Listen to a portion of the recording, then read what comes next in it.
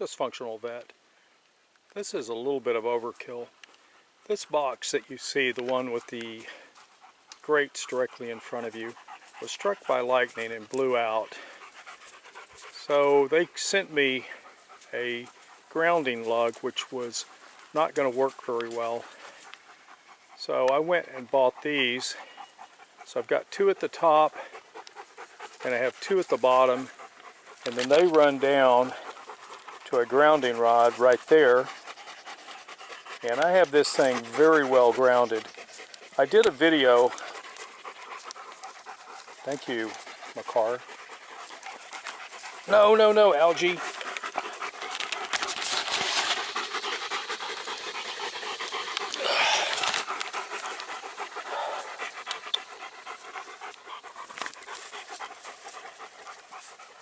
I did a video where I showed how I drove this grounding rod down very, very quickly using a T-post driver, and then I finished it off with a 3-pound sledge, and I got it in really quick within just a few minutes.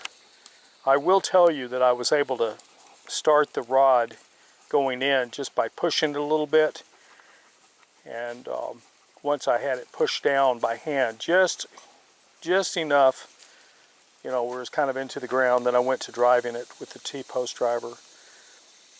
I'm hoping that this meets the standard for grounding the thing. I've got a post right there that I've got to get grounded, and that will be done a little bit later. I was using the stainless ties. I bought some stainless ties and a stainless steel tie puller.